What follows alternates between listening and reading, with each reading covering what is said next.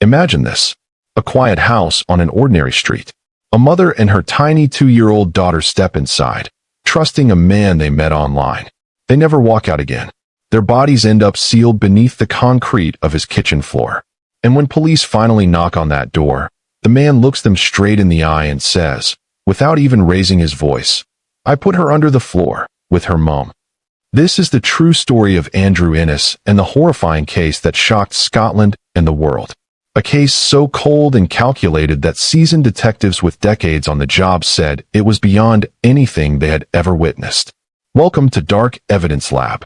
If you are new here, you are in the right place for deep dives into real cases that reveal the darkest side of human nature.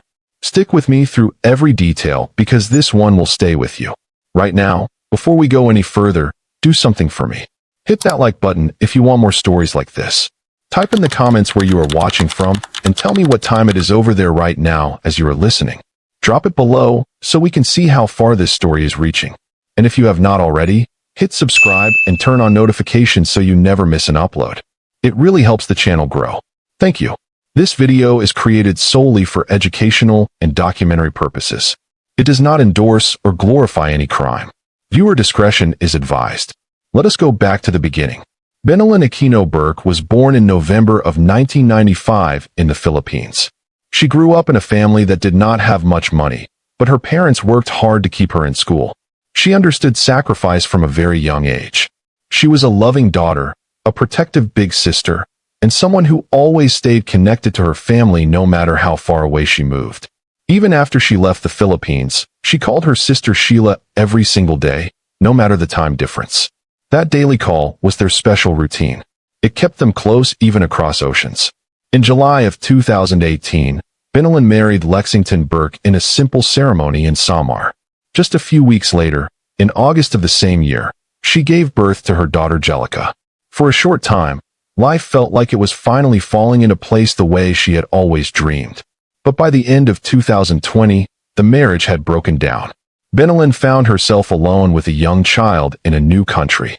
She moved into emergency accommodation in Kingswood near Bristol in England. She did not give up. She worked part-time in a care home, sold small household items online to make extra money, and joined a local support group for moms where other mothers helped each other with advice and childcare. She stayed strong for Jellica, but loneliness was still there. She missed the daily closeness of family back home. So in early 2021, like so many people do when they are starting over, she joined a dating website. She hoped to meet someone kind, someone stable, someone who could help make life feel steady again. That is where she first connected with Andrew Innes. Andrew Innes was 50 years old at the time. On the surface, he looked like a normal, educated man. He was born in 1970 on a British military base in Germany. He grew up in Scotland and studied computing at the University of Aberdeen. He built a career in software development and had even lived in Japan for a while with a wife and children. But that life in Japan had fallen apart. By 2019, he had been deported back to Scotland and was living alone in Dundee. He had health issues including Crohn's disease and had been diagnosed with autism spectrum disorder. Neighbors said he kept to himself and did not mix much with people around him. What no one could see from the outside was the careful, digital world he had built behind his computer screen. He created more than 30 different dating profiles, most of them aimed at women from the Philippines. He even wrote his own computer program to scan and sort through hundreds of profiles. He made lists and spreadsheets. He rated women based on age, height, weight, and whether they had young daughters. He was searching with a very specific plan in mind. One profile caught his attention. It belonged to Bennylyn Burke, a 25-year-old single mother living in Kingswood. They started talking on a site called Filipino Cupid. Andrew told her he had a good job in computing and could offer her stability. He said he could give her an AD administrative job in Dundee that paid £1,000 every month. He suggested she and little Jellica could stay with him while she got back on her feet. He made it sound like a fresh start in a quieter, safer place. Bennylyn stayed in contact, but she kept clear boundaries. When he asked for intimate photos, she said no and never sent any. She was careful even while she was lonely and hoping for something better. By early February of 2021, they agreed he would drive down from Scotland to meet her in person. What Bennylyn did not know was that in the days before that trip, Andrew's online searches had taken a dark turn. He looked up things like chemicals used to knock people out, ways to store things under floors, and supplies for home renovations. He went to a large DIY store and bought a heavy hammer, bags of cement, gravel, tools, and other materials. He even had a large skip delivered to his house, as if major building work was about to start. Then, right in the middle of strict national lockdown rules when travel was heavily restricted, he drove more than 400 miles from Dundee down to Bristol.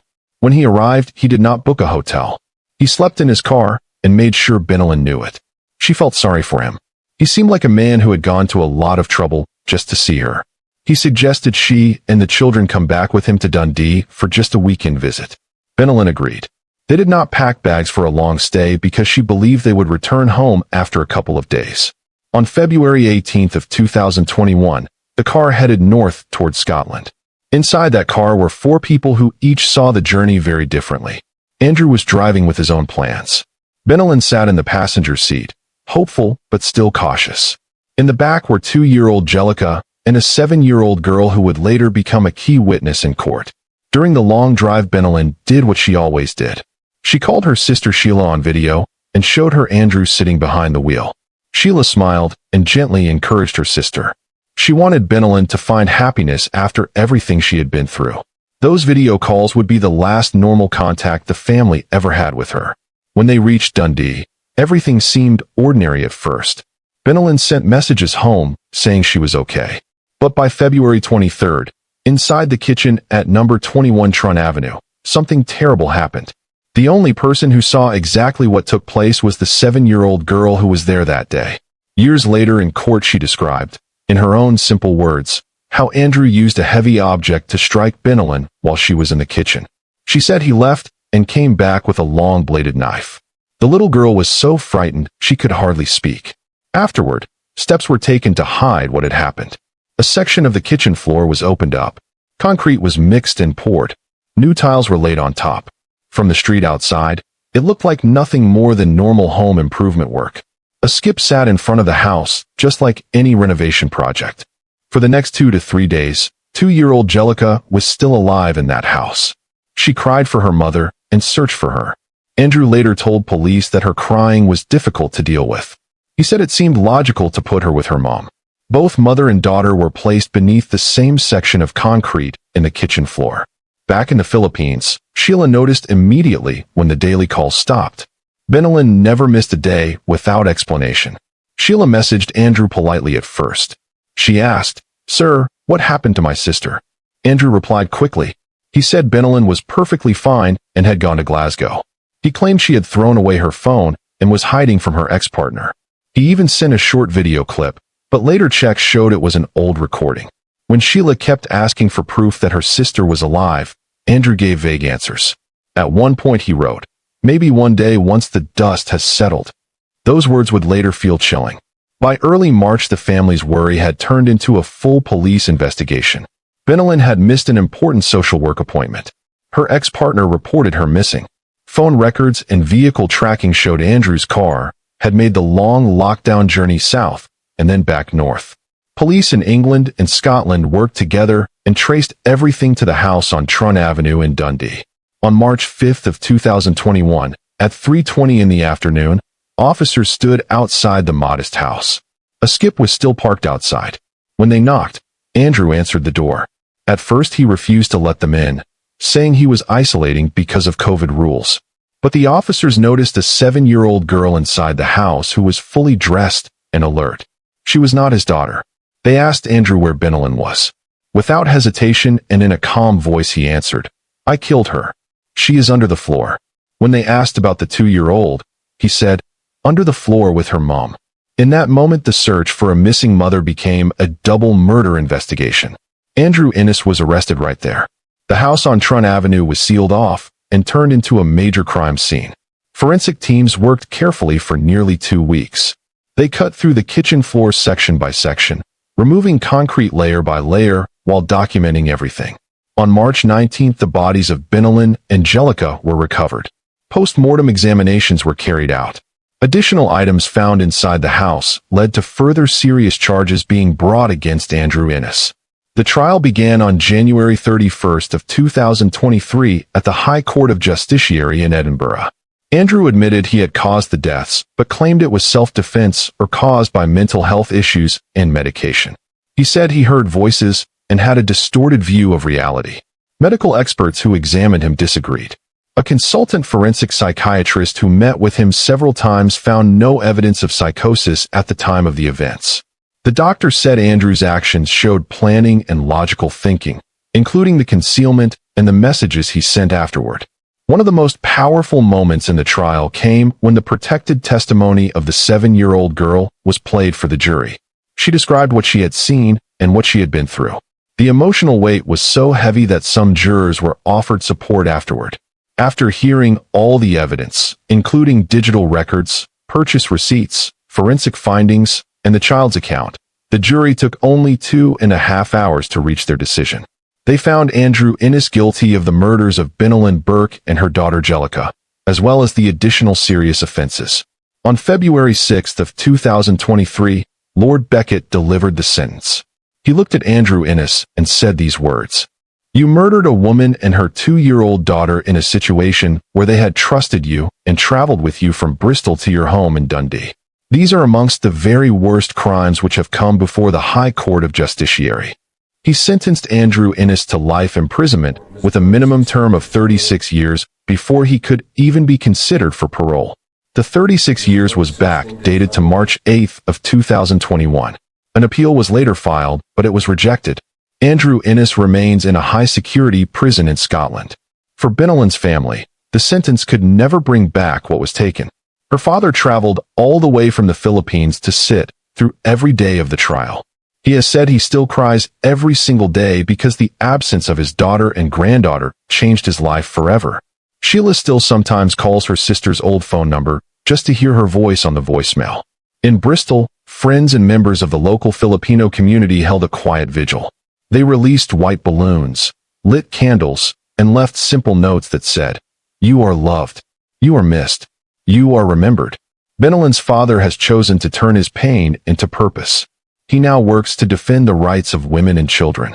The case also opened up wider conversations about how migrant women rebuilding their lives far from home can sometimes face hidden dangers when they trust the wrong person online. This is probably one of the most horrific cases that I and my team have been involved in, and it's to credit to everyone involved, the commitment and professionalism they showed to secure justice for Bennylyn and Jellica. The National Crime Agency described this as a once-in-a-generation crime, and I sincerely hope that no one else sees this ever again. I would describe Innes as not showing any remorse and full of self-pity for himself. It was quite disgusting for the officers who interviewed him, to be fair, but no remorse whatsoever. Not only despite what we'd been told that Bennylyn and Jellica were maybe concealed beneath the floor, we had to consider, were there any other victims? So in that regard, we sought assistance from a variety of experts, including forensic geologists, to give us that peace of mind that there was nobody else, but to assist with a meticulous and painstaking task of the recovery of Bennylyn and Jellica. I mean, the courage and strength that family has shown is unbelievable. I mean, to go through the loss of family members is terrible, but circumstances such as these, it's unbelievable. This case reminds us how quickly life can change and how important it is to stay connected to the people we love. It shows the devastating impact when that trust is broken in the worst possible way. That brings us to the end of this story from Dark Evidence Lab. Now I want to hear from you. What part of this case affected you the most? Was it the planning that went into it? The way the family kept searching? Or the final words from the judge? Type your thoughts in the comments. And remember to tell me again where you are watching from and what time it is right now as you listen. If this story kept you watching all the way to the end, please smash that like button. It helps more than you know. Share this video with anyone who appreciates real true crime stories told with care and respect. And if you are not subscribed yet, hit that subscribe button and turn on the bell so you catch every new case we cover. Thank you so much for spending this time with me today. These stories matter because they honor the victims and help us all stay aware. Stay safe out there, look after the people you love, and I will see you in the next video.